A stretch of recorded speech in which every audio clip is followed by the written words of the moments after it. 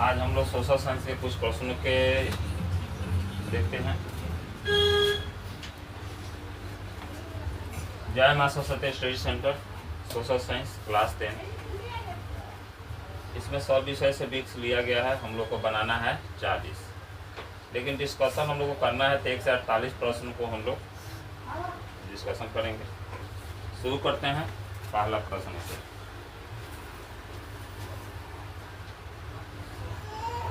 पहला प्रश्न है, रामपा विद्रोह कब हुआ? प्रश्न दिखाई दे रहा है ना बढ़िया से? रामपा विद्रोह कब हुआ? तो रामपा विद्रोह कब हुआ तो इसके लिए बहुत सा सस्पिशन है। ठीक, अब आप लोग के बुक में जो दिया है उसे चलता है 1879 भी है, और उसके बाद 1922, 24 भी दिखता है। हम लोग बुक से अपना हेल्प लेते हैं।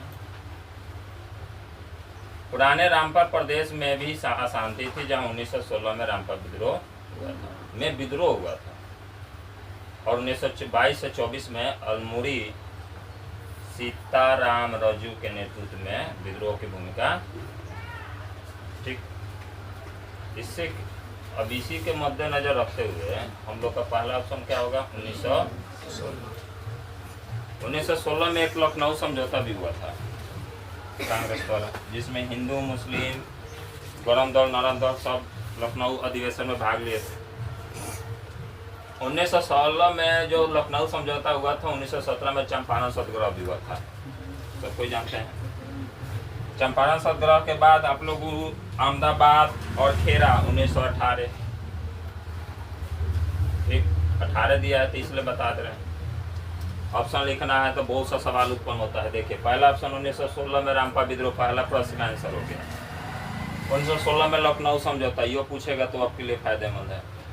1917 में कहा जाए तो चंपारण सत्याग्रह लिख दीजिएगा, यहाँ भी चंपारण सत्याग्रह, यहाँ भी कोऑर्डिनेट कर दीजिए, यहीं भी लिख दीजिए 1917, यहाँ लिख दीजिए चंपारण सत्याग्रह। 1918 में आपका हुआ था अहमदाबाद और खेरा, ठीक, और सबको जानते हैं 1919 में जलियांवाला बाग, 13 अप्रैल, ठीक। तो यहाँ चारों ऑप्शन है, चारों जगह लिख दीजिए, आपके लिए फायदेमंद होगा। ऑप्शन भैलो है जलियांवाला बाग हत्याकांड का, ठीक। तो ये पहला वाला क्वेश्चन का क्लियर हो गया चारों ऑप्शन से। वल्लभ भाई पटेल को सरदार की उपाधि किस किसान आंदोलन के दौरान दी गई? तो बारडोली सत्याग्रह। कौन मिला था? कब हुआ था बारडोली सत्याग्रह? 1928। आगे जलियांवाला बाग हत्याकांड 13 अप्रैल 1919 को हुआ, ठीक। सेफ्टी लैम्प का आविष्कार किसने किया था? सेफ्टी लैम्प का आविष्कार किसने किया था जी? Humphry Davy. कब? 1815, ठीक, देख लीजिए।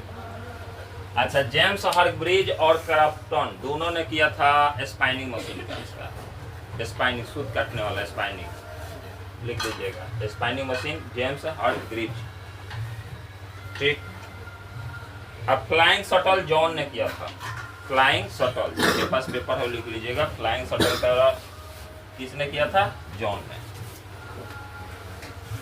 आगे कर रहा है, अखिल भारतीय ट्रेड यूनियन कांग्रेस की स्थापना कब हुई? अखिल भारतीय ट्रेड यूनियन कांग्रेस की स्थापना हुआ था 1920 में। अब टोटल डेट लिख दीजिए, 31 अक्टूबर 1920। पटना का गोलघर के बारे में बहुत वैसे चर्चा कर चुके हैं हम लोग, क्योंकि हम लोग बिहार से हैं, बिहार की सब हिस्टोरिकल प्लेस है, तो बातों बात में चर्चा होते रहता है, ठीक।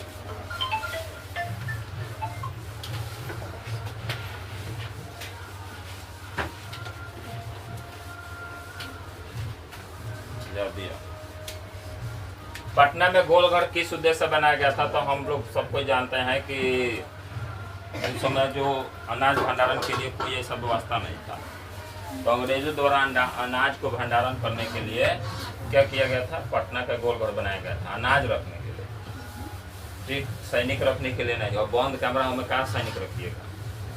अस्वस्थ रखने के लिए तो हो सकता था, रखा जा सकता था, लेकिन नहीं रखा जा सकता। पूजा करने के लिए तो बनाया नहीं गया। गांधी मैदान के सीधा अथी चाकिएगा, पश्चिम साइड में है गोल घर का। पटना जाइएगा लोग तो देख लीजिएगा लोग, अनाज रखने के लिए बनाया गया था। यो लिख लीजिए कब बनाया गया था, 1784 से 86 से, 2 साल लग गया, 84 से 86, ठीक, 1784 से 86। अब वहीं का छत बना हुआ आदमी का 50 साल 30 साल का छत बना हुआ गिर जा रहा है, देखो रिपेयरिंग कर के कितना साल से रखा गया, ठीक। आंसर क्या होगा, अनाज भंडार। लंदन में भूमिगत रेल किस वर्ष आरंभ किया गया था, 1863 में लिखी गई। कहीं कहीं 70 भी रहता है, याद रखिएगा, 1870 भी रहता है, लेकिन ऑप्शन क्या है आपका 1863। कोई मारिए। समांती व्यवस्था से हटकर किस प्रकार की शहरी व्यवस्था की प्रवृत्ति बढ़ी, तो किसका हुआ, प्रगतिशील का।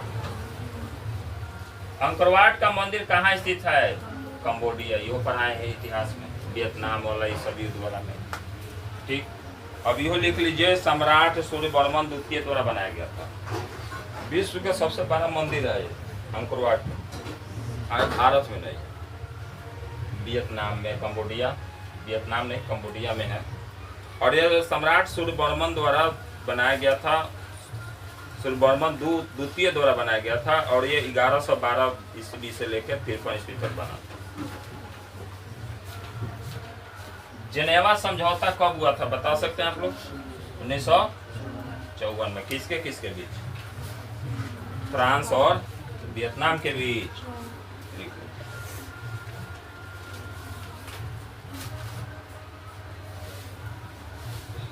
अप्रैल थीसिस किसने लिखी थी, लेनिन ने। देखिए इन लोग भी बुक लिखे हैं, बुक पढ़िएगा, जब अपना इतिहास निकाल के पढ़िएगा तो ट्रॉट्स्की ने भी, केरेंस्की ने भी, स्टॉलिन ने भी, क्योंकि उस समय क्या लोगों को जगाना था स्वतंत्रता के प्रति, राष्ट्रीयता के प्रति, तो बहुत सब बुक लिखे थे लोग अपना। सिखों के 10वें गुरु सबको जानते हैं, पटना, ठीक।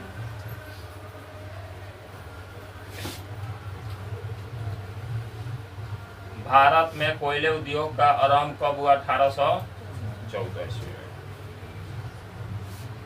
रानीगंज कोलकाता या पश्चिम बंगाल, कहाँ किया गया था, रानीगंज पश्चिम बंगाल। सबसे पहला कोयला जो खदान से फोड़ के निकाला जा रहा था, वो निकाला जा रहा था 1814 ईस्वी में, ठीक, रानीगंज से, ठीक। चंपारण में 3 कठिया व्यवस्था किन पर लागू, अच्छा 3 कठिया प्रणाली जो खेत पर लागू था, वो व्यापारियों पर तो लागू होगा नहीं, खेत से जुड़े होंगे उसी पर लागू होगा, तो किसानों को, किन पर लागू था, किसानों को। सामाजिक विभेद की उत्पत्ति का मुख्य कारण तो जन्मे माना जाता है। सामाजिक विभेद सबसे पहला तो ये जन्मे माना जाता है, जिस जाति में जन्म है, जिस समुदाय में जन्म है, उसी से तो जाति आज के समय में बांटा जा रहा है, दूसरा तो है नहीं। तो आज का क्या है, जन्म, तो ये किसान हो गया और ये जन्म हो गया।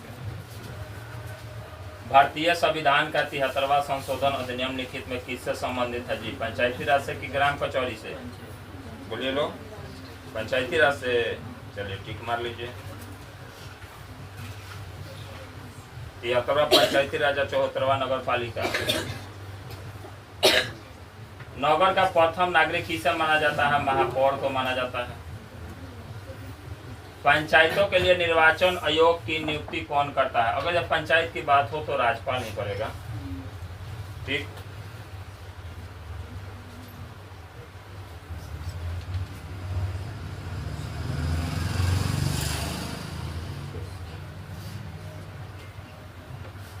अगला, चिपको आंदोलन किस उद्देश्य से चलाया गया था, तो पेड़ को बचाने के लिए, तो पेड़ इसमें बचाने के लिए तो है नहीं, उत्तराखंड में हुआ, तो पर्यावरण की सुरक्षा के लिए लिख लीजिए। दलित युवाओं का संगठन दलित पैंथर्स कब बना, बोलिए लोग, दलित पैंथर्स का स्थापना कब किया गया था, 1900 क्या 1972 लिख लीजिए।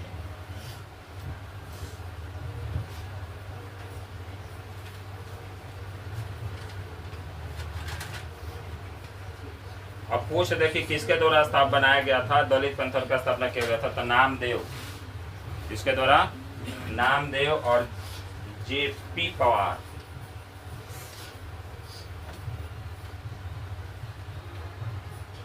भारत में पहली बार केंद्र में गैर कांग्रेसी सरकार कब बनी थी, बताइए लोग कब बनी थी। कांग्रेस से छोड़ के दूसरा सरकार बना था 1977 में, मोरारजी देसाई, क्या थे प्रधानमंत्री, मोरारजी देसाई, 1977।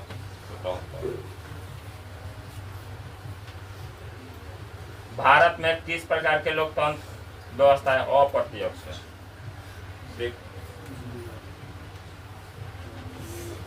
प्रत्यक्ष का मतलब हुआ कि जिस प्रधानमंत्री को पूरा भारतीय लोग वोट दे वही प्रधानमंत्री बने। यहाँ ऐसा नहीं होता है, जो हम संसद या विधायक वगैरह चुन के भेजते हैं उसके द्वारा जो चुना जाता है वही क्या बनता है, प्रधानमंत्री, मुख्यमंत्री बनता है। अब वो लोग चुनता है तो उसी में से एक राष्ट्रपति चुनने का वो लोग का अधिकार है। हम लोग को न राष्ट्रपति डायरेक्ट चुन सकते हैं, न डायरेक्ट प्रधानमंत्री चुन सकते हैं, न डायरेक्ट मुख्यमंत्री चुन सकते हैं। हाँ, चेहरा रहता है। अगर जब मान लीजिए कि नरेंद्र मोदी जी को प्रधानमंत्री बनाना है तो उनका चेहरा है। अब बीजेपी के प्रत्याशी को हम लोग वोट देते थे तो वो लोग यहाँ से जीत के गया तो वहाँ वो प्रधानमंत्री, ठीक। तब समझिए हम लोग डायरेक्ट नरेंद्र मोदी को नहीं वोट दे सकते, दिए थे कि हाँ डायरेक्ट हम प्रधानमंत्री बनाने के लिए। चाहे नीतीश जी को नहीं वोट दिए हैं हम लोग कि डायरेक्ट उन्हीं को प्रधानमंत्री बनाया जाए, मुख्यमंत्री बनाया जाए। हम लोग डायरेक्ट नहीं, जिस प्रत्याशी, जैसे हम लोग क्या होगा, यहाँ विधायक लोग खड़े होंगे, इनको हम लोग वोट देंगे, ये जाके अपना डिसाइड करेंगे अपना, या एक चेहरा दे दिया जाता है कि यही मुख्यमंत्री बनेंगे, उसी पर हम लोग वोट देते हैं। लेकिन होता क्या है, लोकल विधायक, ठीक। तारी विरोधी आंदोलन निम्नलिखित में से किस प्रांत में शुरू किया गया था, तो आंध्र प्रदेश में। तारी विरोधी के बारे में चर्चा भी किया है। चलिए आगे बढ़ते हैं।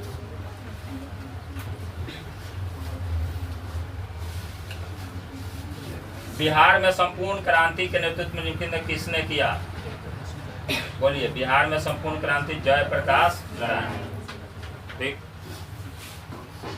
भारत में वित्तीय वर्ष कहा जाता है 1 अप्रैल से, यही होता है ना। विनिमय का सर्वोत्तम माध्यम क्या है, मुद्रा। खरीद बिक्री का सबसे अच्छा साधन क्या है, मुद्रा।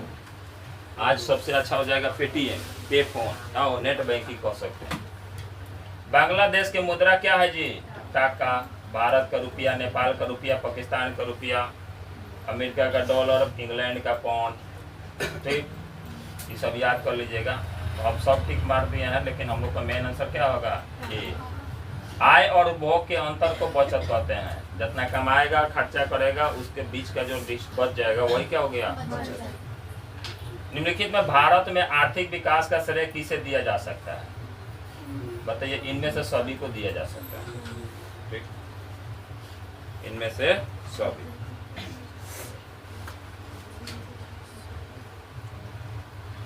क्योंकि आर्थिक विकास, भारत अगर जो आगे बढ़ेगा, आर्थिक विकास दिया जाए तो नियोजन पर भी डिपेंड करता है, भारत के कम्युनिटी पर भी डिपेंड करता है, और यहाँ के व्यक्तियों पर भी निर्भर करता है। भारत की वित्तीय राजधानी मुंबई, सबको जानते हैं। भारत की वित्तीय राजधानी क्या है, मुंबई। भारतीय रिजर्व बैंक की स्थापना 1935, देख लीजिए, 1 अप्रैल 1935।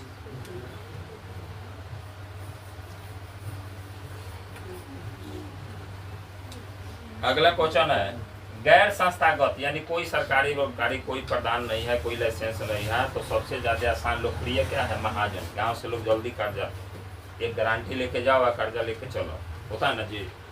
10,000, 20,000, 50,000, 2 लाख, 3 लाख, ऐसे तक ले। खाली बीच में गारंटर जो होता है वो तनी होना चाहिए।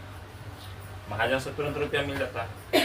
सहकारी बैंक हो या व्यवसायिक बैंक हो, इस सबसे लोन लेने जाइएगा तो 17 किस्म का फॉर्मेलिटी निभाने के लिए कहेगा, ये फॉर्म ला, वो फॉर्म भर के ला, हाल तक का काम खत्म हो जाएगा। तो महाजन।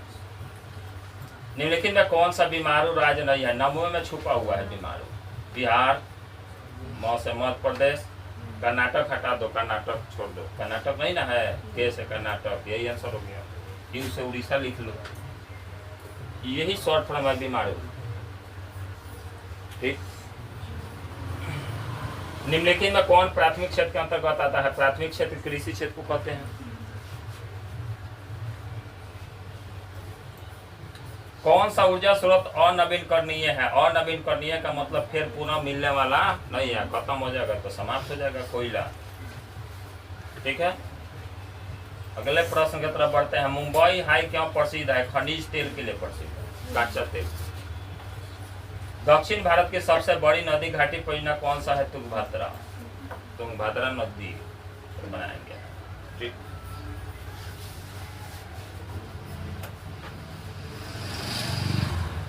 भारत के किस राज्य में सौर ऊर्जा के विकास की सर्वाधिक संभावनाएं हैं? तो राजस्थान और गुजरात। गुजरात में भी सौर प्लांट बहुत ज्यादा क्षेत्र में, जैसे कच्छ क्षेत्र में। कहाँ? गुजरात के कच्छ क्षेत्र में ऊर्जा का मतलब सौर ऊर्जा का विस्तार सबसे ज्यादा किया जा रहा है। राजस्थान इसलिए दिया है कि राजस्थान में रेगिस्तान है, और सबको जानते हैं कि रेगिस्तान में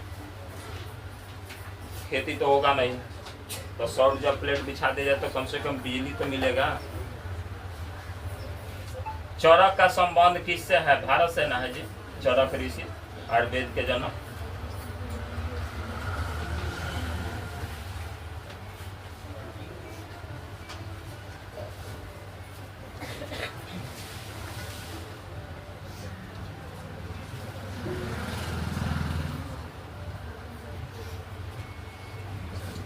एशिया का सबसे बड़ा परमाणु विद्युत गृह कहाँ है?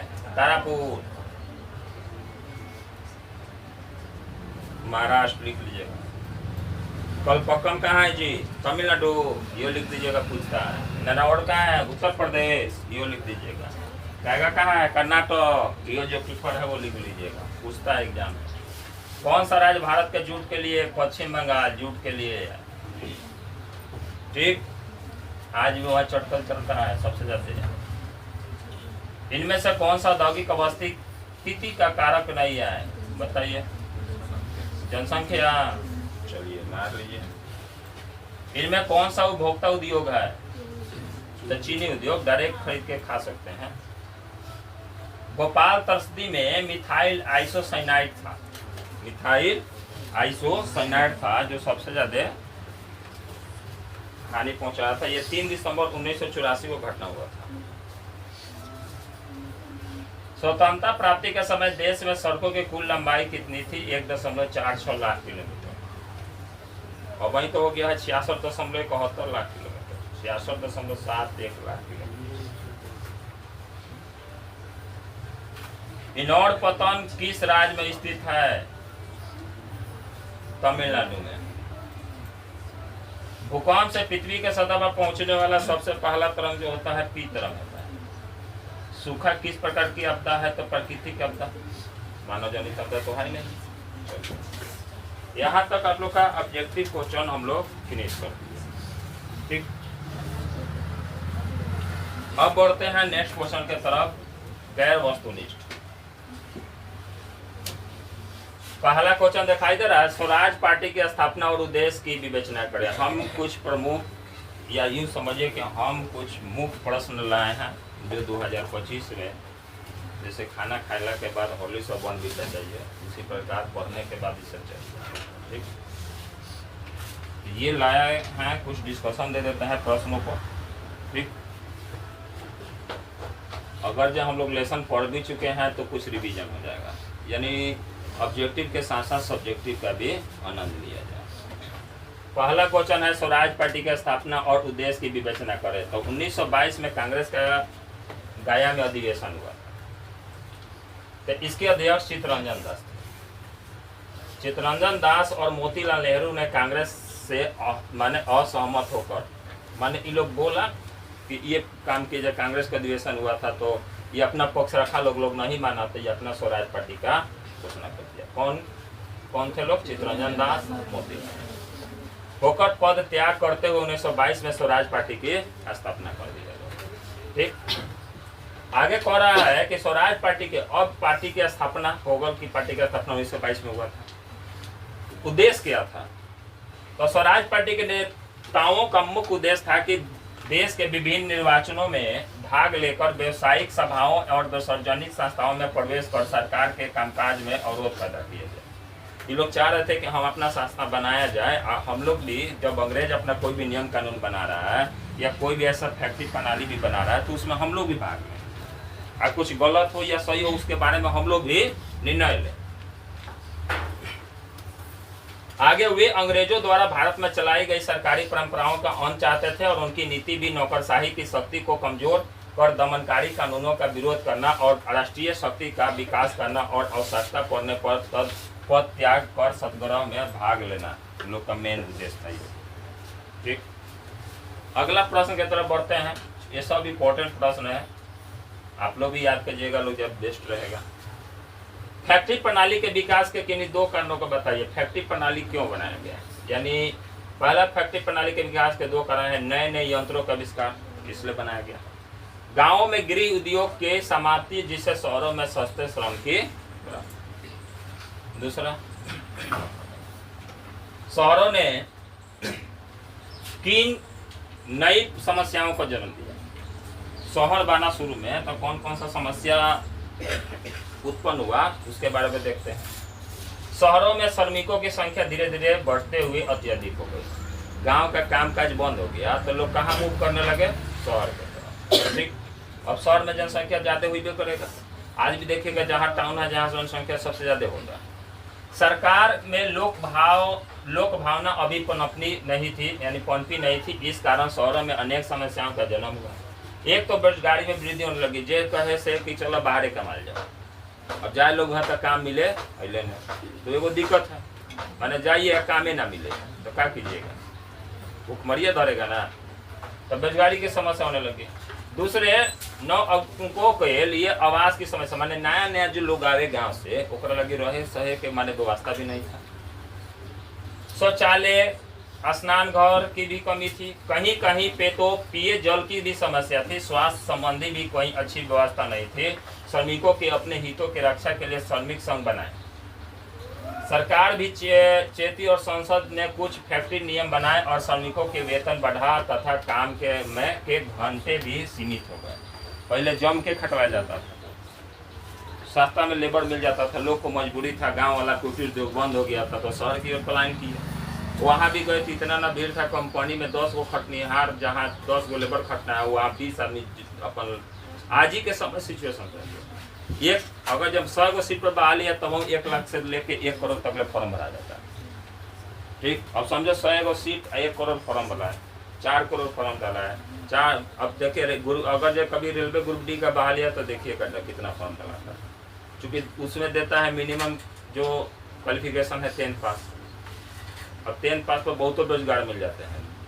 ग्रेजुएशन वाला में तो थोड़ा भीड़ कम होता है क्योंकि बहुत लोग ग्रेजुएशन नहीं किए हैं, लेकिन 10th पास वाला बहाली में देखिएगा जम के जमाना लगता है। सेम उस समय भी था, उस समय कंपनी तो कम थी, आज कंपनी ज़्यादा भी है तो जनसंख्या भी तो ज़्यादा है। जहाँ 40 करोड़ है जहाँ 140 करोड़। आगे बढ़ते हैं। माई ली गांव हत्याकांड का परिचय दीजिए। तो सबको जानते हैं कि पूरे गांव में आग लगा दिया था, छोटा बच्चा से लेकर बुजुर्ग तक ले सबको खत्म कर दिया गया था। माई ली दक्षिणी वियतनाम का एक गांव था जहां के लोगों का वियतनाम समर्थक मानकर अमेरिकी सेना ने पूरे गांव को घेर कर पुरुषों को मार डाला, औरतों तथा बच्चियों के बंधक बनाकर कई दिनों तक सामूहिक बलात्कार किया, फिर उन्हें मारकर पूरे गांव में आग लगा दिया गया। अमेरिकी सेना की इस बर्बरता पूर्वक कार्रवाई की संपूर्ण विश्व में आलोचना हुई। देख कितना यत्न सहा है। हम लोग थोड़ा सा भी प्रॉब्लम में उतार जाते हैं।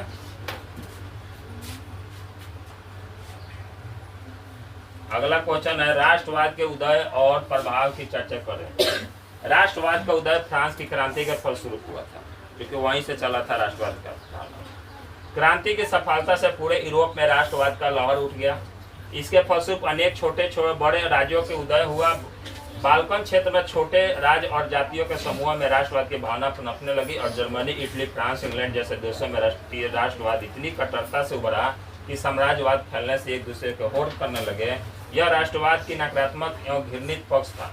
औद्योगिक क्रांति की सफलता भी कट्टर राष्ट्रवादिता के हवा देने लगी। ये बड़े साम्राज्यवादी सर्वप्रथम एशिया बाद में अफ्रीका ने अपना निशाना बनाने लगे और इसके लिए उनमें या इनमें अनेक युद्ध भी हुए। जो जितना शक्तिशाली था वो उतना ही बड़े भाग पर कब्जा जमा बैठा, अपना राष्ट्रवादी का उदय करने लगा, अपना देश फैलाव करने लगा। ठीक मैं ना और आगे बढ़ते हैं।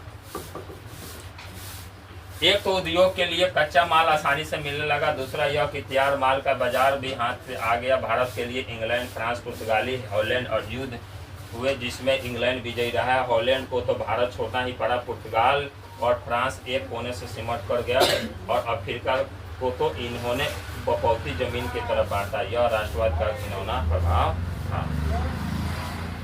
अच्छा, पहला इसमें दिया था उदय, राष्ट्रवाद का उदय कैसे हुआ था? फ्रांस के क्रांति से शुरू हुआ। घरे जाओ, मम्मी को बोल रहे हैं। हाँ, घरे जाओ।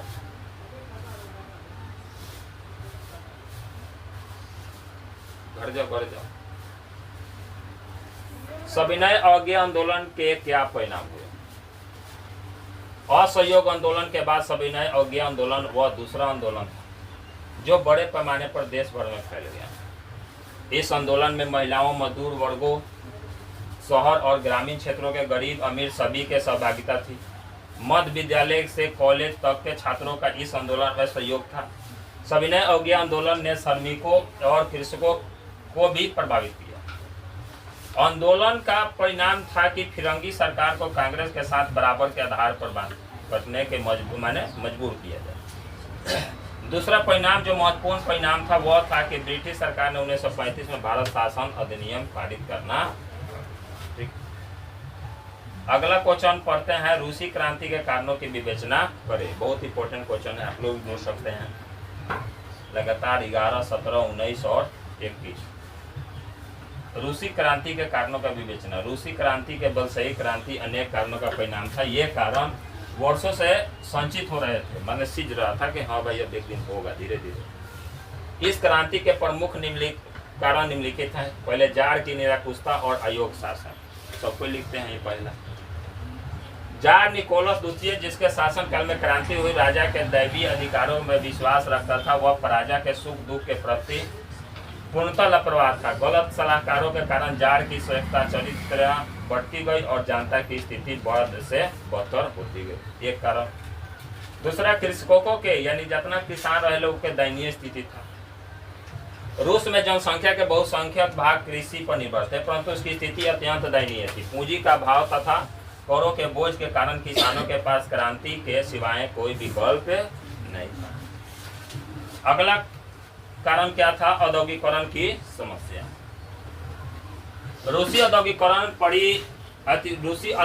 पश्चिमी पूंजीवादी औद्योगिकरण से भी भिन्न थी, जहां राष्ट्रीय पूंजी के अभाव था। अतः उद्योगों के विकास के लिए विदेशी पूंजी पर भी निर्भरता बढ़ गई थी। विदेशी पूंजीपति आर्थिक शोषण के बढ़ावा दे रहे थे। दूसरा था रूसीकरण की नीति। रूस के अल्पसंख्यक समूह जार निकोलस द्वितीय द्वारा जारी की गई रूसीकरण की नीति से परेशान थे। इसके अनुसार जार ने देश के सभी लोगों पर रूसी भाषा, शिक्षा और संस्कृति लादने का प्रयास कर रहा था, जो एक रूसी क्रांति का मुख्य कारण था। विदेशी घटनाओं का भी प्रभाव था। रूस की क्रांति में विदेशी घटनाओं की भूमिका भी अत्यधिक महत्वपूर्ण थी। सर्वप्रथम क्रीमिया के युद्ध 1854-56 में रूस की पराजय से उस देश में सुधारों का युग आरंभ किया गया। तत्पश्चात 1904 से 5 के रूस जापान युद्ध ने रूस में पहली क्रांति को जन्म दिया। अंततः प्रथम विश्व युद्ध में बलशवी क्रांति का भी मार्ग प्रशस्त हुआ। ठीक, रूस में मार्क्सवाद का प्रभाव और बुद्धिजीवियों का योगदान। रूस के औद्योगिक मजदूरों पर कार्ल मार्क्स के समाजवादी विचारों का पूर्ण प्रभाव था। रूस का पहला साम्यवादी प्लेखानुआ तथा जो रूस के जारशाही की निरंकुशता समाप्त करके साम्यवादी व्यवस्था की स्थापना चाहता था। इस प्रकार मार्क्सवादी विचारधारा से प्रभावित होकर मजदूर और किसानों का संगठन रूस की क्रांति का एक महान कारण साबित हुआ। आगे बढ़ते हैं। औद्योगिकरण से आप क्या समझते हैं? क्वेश्चन पूछता है, एग्जाम में भी करता है। औद्योगिकरण उस औद्योगिक क्रांति को कहते हैं जिसमें वस्तुओं का उत्पादन मानव श्रम के द्वारा ना हो और मशीनों द्वारा हुआ। औद्योगिकरण में उत्पादन बड़े पैमाने पर होता था। बड़े पैमाने पर वस्तुओं का उत्पादन होने के कारण उनकी बिक्री के लिए बाजार की आवश्यकता पड़ती थी। उत्पादित माल आसानी से बाजारों तक पहुंचाया जा सके, इसके लिए अच्छी सड़कों तथा रेलों की व्यवस्था आवश्यक है। इन माध्यमों से कारखानों तक कच्चा माल भी पहुंचाया जाता है। औद्योगिकरण के कारणों का उल्लेख करें। औद्योगिकरण के प्रमुख कारण निम्नलिखित हैं। स्वतंत्र व्यापार और हस्तक्षेप नीति। ब्रिटेन में स्वतंत्र व्यापार और हस्तक्षेप नीति के ब्रिटिश व्यापार की बहुत अधिक विकसित किया। यानी अहस्तक्षेप स्वतंत्र व्यापार के मतलब है कि कोनो जगह जाके सामान बेच सकता है, ठीक, उसमें कोई रोक नहीं लगाएगा, कोई शासन पद्धति माने कोई भी सरकार चला रहा है, कोई भी शासन चल रहा है, उसमें कोई हस्तक्षेप नहीं करेगा। ये पहला था। अगला, नए नए मशीनों का आविष्कार। औद्योगिकरण के कारण ही नए नए मशीन का होड़ लगा कि भाई कितना बढ़िया। आज भी जानते हैं लोग कि हम लोग का आवश्यकता होगा तभी खोज होगा, आवश्यकता नहीं होगा तो खोज कुछ चीज का नहीं। तो लोग अब मशीन एक बना तो उसका देखा देखी और बनने लगा। जैसे आप लोग भी जान लेते होंगे कि पहले एगो उड़ने वाला कोई भी जहाज बनाया गया होगा, उसको देख के आज मॉडिफाई करते करते कितना बन गया। अच्छा, मोबाइले में देखिए, कीपैड वाला एक जमाना था, आज टच वाला जमाना हो गया। 2G से आज 5G आ गए, आते आते 6G 7G चलते चल जाएगा। तो होड़ लगेगा जितने बढ़िया कम। अच्छा, मोबाइलो देखिए, आज मोबाइल क्या, हर एक कंपनी मोबाइल टेक्नोलॉजी देने में होड़ लगा। हम एक मोबाइल में कितना सस्ता में कितना चीज़ भर के दे लगा है ना जी। अपना अपना ब्रांड डेवलपमेंट करने के लिए एकदम टूट पड़ा है लोग। तो उस समय भी वैसा ही था, उस समय मशीन का बड़ा डिमांड था, तो मशीन के चक्कर में लोग था। 18वीं शताब्दी के उत्तरार्ध में ब्रिटेन में नए नए यंत्रों और मशीनों के आविष्कार ने उद्योग जगत में ऐसी क्रांति का सूत्रपात किया जिससे औद्योगिकरण का मार्ग प्रशस्त हुआ। 1927 में जेम्स हार्ग्रीव्स ने सूत काटने का एक अलग मशीन स्पाइनिंग जेनी ऑब्जेक्टिव में भी था। इसलिए बोलते हैं कि सब्जेक्टिव क्लियर करो ना, ऑब्जेक्टिव ऑटोमेटिक क्लियर हो जाएगा, उसी में से आएगा, दूसरा तो है नहीं। बनाई सन 1773 जॉन ने फ्लाइंग शटल, ये लिखनी है सर। थॉमस बेल ने बेलनकार छपाई के आविष्कार ने तो सूती वस्त्रों के रंगाई और छपाई में नई क्रांति। अगला है कोयले और लोहे का प्रचुरता। अब जैसे जैसे मशीन बना, उससे से पहले का मशीन सबको जानता है कि भाप इंजन था, तो कोयला चाहिए। तो आगे कह रहा है कि चूंकि वस्त्र उद्योग की प्रगति कोयले और लोहे के उद्योग पर बहुत अधिक निर्भर करती थी। ब्रिटेन में कोयला और लोहे का कारखाने प्रचुर मात्रा में। 1815 में हेनरी बेसमर ने एक शक्तिशाली भट्टी विकसित करके लौह उद्योग को और भी बढ़ावा दिया। उद्योग तथा व्यापार के नए नए केंद्र। फैक्ट्री प्रणाली के कारण उद्योग और व्यापार के नए नए केंद्र स्थापित होने लगे। लिवरपूल में स्थित लंकाशायर तथा मैनचेस्टर सूती वस्त्र उद्योग का बड़ा केंद्र बन गया और न्यू साउथ वेल्स ऊन उत्पादन का केंद्र भी बन गया। सस्ते श्रम की उपलब्धता। औद्योगिकरण में ब्रिटेन में सस्ते श्रम की आवश्यकता की भूमिका भी अग्रणी रही। बाराबंदी प्रथा की शुरुआत के कारण जमींदारों ने छोटे छोटे खेतों के खरीद कर बड़े बड़े फर्म स्थापित कर लिए। जमीन बेचने वाले छोटे किसान भूमिहीन मजदूर बन गए और उनको मजबूरी में जब खेत बेचा गया तो कहाँ काम करना पड़ा, कंपनी में। कंपनी में काम ना मिले तो सस्ते में ना काम कीजिएगा। यातायात की सुविधा भी बढ़ी, जितने माल सामान बनने लगा, जितने कंपनी को कच्चा माल चाहिए उतने सुविधा भी चाहिए आने जाने का, तो रास्ता का भी निर्माण बनने लगा, यातायात का भी साधन बढ़ने लगा, रेल मार्ग का, जहाज का, ये सब का भी व्यवसाय बढ़ने लगा। ठीक, इसी के साथ आज का क्लास हम लोग समाप्त करते हैं। कुछ उत्तरीय प्रश्न और लघु उत्तरीय हम लोग चर्चा किए, बहुत प्रश्न है, लेकिन गर्मी की वजह से आज पहले ही क्लास समाप्त करते हैं। ठीक।